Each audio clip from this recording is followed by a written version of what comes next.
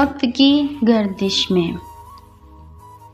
میں غربت دور کرنے گھر سے نکلی تھی اور حالات نے مجھے کہاں سے کہاں پہنچا دیا۔ ہم تو اپنے دیس میں بھی محنت کش لوگ تھے۔ ابا کی تھوڑی سی زمین تھی، وہ اور بھائی صبح سے شام تک اپنے کھیتوں میں دان بویا کرتے تھے۔ ہمیں 2 وقت کی روٹی میسر تھی، سو خوشحال تصور کیے جاتے تھے، کیونکہ جہاں ہم رہتے تھے وہاں 2 وقت کی روٹی بھی لوگوں کو نصیب نہیں تھی۔ میرے باپ اور بھائی کی محنت کی وجہ سے ہمارے گھر میں 2 وقت اچھا کھانا پکتا تھا۔ اس بار بھی ہماری فصل بہت اچھی ہوئی تھی، لہٰذا میں نے بھیا سے فرمائش کی کہ جب منڈی میں فصل بیچنے جاؤ تو میرے لیے سینڈل لے آنا۔ تیرے لیے سینڈل لاؤں گا اور چوڑیاں بھی، تو فکر نہ کر، اس نے جواب دیا تھا۔ لیکن اس وقت سارے منصوبے خاک میں مل گئے جب ایک طوفانی رات نے ہمارے ہرے بھرے کھیت اور کھلیان اجاڑ دیے۔ پہلے بند ہوا کے جھکڑ چلے، پھر بارش شروع ہو گئی۔ اتنی تیز بارش ہوئی کہ پہلے کبھی نہ دیکھی تھی۔ اس کے بعد ژالہ باری ہونے لگی جس نے ہماری کھڑی فصلیں اجاڑ دی۔ کھانے کے لیے دانہ نہ بچا تو ابا اور بھیا سر پکڑ کر بیٹھ گئے۔ امی رو رہی تھی کہ اب کیا کھائیں گے اور کیوں کر جئیں گے۔ قدرت کے سامنے سبھی بے بس تھے۔ یہ تو قدرتی آفت تھی جس کو روکا نہ جا سکتا تھا۔ گھر میں اناج کا تھوڑا سا ذخیرہ باقی تھا۔ کچھ دن گزارا ہوتا رہا۔ اب نئی فصل کے اگنے اور اس کو منڈی میں فروخت کرنے میں بہت وقت درکار تھا۔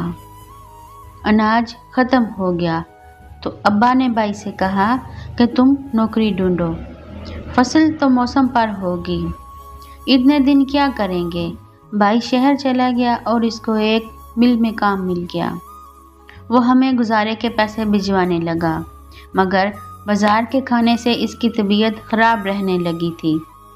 اماں کو علم ہوا تو بیٹے کی فکر نے بیمار کر دیا۔ تبھی ابا نے بھیا کو پیغام بھجوایا کہ آ کر ماں سے مل جاؤ، وہ تمہاری جدائی کے صدمے سے پریشان ہے۔ پیغام ملتے ہی بھائی اسی شام روانہ ہو گیا۔ اگرچہ اس روز موسم بہت خراب تھا اور ندیوں میں طوفانی کی صورتحال تھی، بارش ہو رہی تھی، راستے بھی خراب تھے۔ بھائی نے بس کا سفر چنا تھا۔ سڑک پر پھسلن اور جا بجا گڑھے تھے۔ دوران سفر بس کی راڈ کھل گئی یا کچھ ایسا ہوا کہ ڈرائیور گاڑی پر قابو نہ رکھ سکا اور وہ ایک درخت سے جا ٹکرائی۔ میرا بھائی بھی دیگر مسافروں کے ساتھ شدید زخمی ہوا۔ ابا کو اطلاع ملی، وہ فوراً جائے وقوع کی طرف بھاگے۔ بھائی کو ہسپتال لے گئے تھے۔ ڈاکٹروں نے کہا کہ آپریشن ہوگا، جس کے لیے بہت سے روپوں کی ضرورت تھی، جبکہ ہمارے پاس گھر میں 2 ٹکے نہ تھے۔ مجبوراً ابا نے زمین سستے داموں بیچ دی اور بیٹے کا علاج کروایا۔ اس کی جان تو بچ گئی، مگر وہ ساری زندگی کے لیے اپاہج ہو گیا تھا۔ زمین ہی تو ہمارا سہارا تھی، یہ سہارا بھی جاتا رہا۔ اب ارد گرد کے لوگوں کی طرح ہمارے گھر میں بھی فاقے ہونے لگے۔ ایک رات تیز بارش ہو رہی تھی کہ ایک شخص نے ہماری جھونپڑی کا دروازہ کھٹکھٹایا۔ ابا نے دروازہ کھولا۔ وہ شخص بولا، میں نزدیک ہی رہتا ہوں، گھر جا رہا تھا کہ بارش نے آ لیا، آپ کی کٹیا میں روشنی دیکھی تو یہاں پناہ کے لیے آ گیا۔ راستہ بہت خراب ہے، اس لیے آگے نہیں جا سکتا، ایک رات کے لیے مجھے پناہ دے دو۔ یہ شخص کسی پڑھے لکھے کی مانند بڑی شائستہ بنگالی بول رہا تھا۔ تبھی ابا اس کو اندر لے آئے۔ ہم جو روکھا سوکھا کھا رہے تھے اس میں ایک کھانے والا اور شامل ہو گیا، اسے بھی کھانا دیا۔ وہ کھا کر ایک طرف سو گیا، میں بھی وہیں سو رہی تھی کہ باقی گھر بارش سے گیلا ہو رہا تھا۔ جتنی بار رات کو میری آنکھ کھلی میں نے محسوس کیا کہ وہ اجنبی جاگ رہا ہے اور میری طرف دیکھ رہا ہے۔ اسی خیال سے میری نیند اڑ گئی کہ وہ کیوں ایسا کر رہا ہے۔ صبح ہو گئی۔ گھر میں امی اور میں پہلے جاگ جاتی تھیں۔ ہم باورچی خانے گئیں۔ माँ ने कहवा बनाया और कहा कि इस मेहमान को दे आओ। मैंने इसको कहवा दे दिया। इसने शुक्रिया कहा और इसकी नज़र बार बार मेरी तरफ उठती थी, जैसे शिकारी चौकस अंदाज में अपने शिकार को देखता है। घर की हालत से इसने हमारे हालात का अंदाज़ा कर लिया था। अब इसने अब्बा को अपने दाम में ले जाना शुरू कर दिया। कहने लगा कि मैं फ़लाँ शहर में एक दुकान का मालिक हूँ, अगर आप मेरे साथ वहाँ चलें तो मैं आपको काम दिला सकता हूँ। इसने कुछ रकम जो हमारे हिसाब से बहुत ज़्यादा थी अब्बा को दे दी। रकम बतौर एडवांस थी। हमारे लिए तो ये ईद का दिन साबित हुआ कि जहाँ 1 टका मौजूद न था वहाँ इतने सारे पैसे वो शख्स दे गया था। अब्बा ने रखते सफ़र बांध लिया।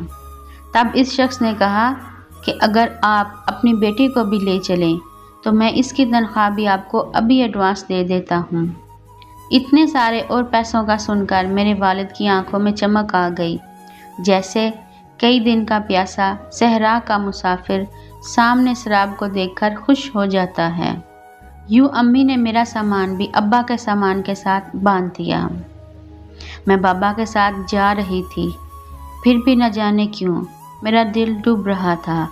यूँ लगता था कि अब मैं कभी घर वापस नहीं आ सकूंगी। मेरी छठी हिस्स बार बार मुझे ख़तरे से आगाह कर रही थी, मगर मजबूर थी। वालिद ने कहा चलो, तो मैं खामोशी से उनके साथ चली गई। चलते वक्त घर पर एक आखिरी निगाह डाली। माँ को देखा तो रोना आ गया। बुरा हो इस गुर्बत का कि इसने मुझे कहीं का ना छोड़ा और दर बदर कर दिया। शाम को हम बस में सवार हुए, सारी रात सफ़र करते रहे। सुबह एक शहर में पहुँचे। मैंने शहर पहली दफ़ा देखा था। इसने अब्बा को दुकान पर मुलाजिम करा दिया और मुझे एक घर में ठहरा दिया। कहने लगा कि ये फैक्ट्री अभी बंद है, जहाँ औरतें चमड़े के पर्स मशीन पर सीती हैं। फैक्ट्री खुलेगी तो तुमको वहाँ काम मिल जाएगा। कुछ दिन यहाँ रहना होगा। अब्बा ने घर ख़त भेज दिया था ताकि अम्मी को तसल्ली हो, और घर से जवाब भी आ गया। यही आदमी हमको घर से आए खतूत पढ़ कर सुनाता और इनकी तरफ से जवाब भी लिख कर भिजवाता था।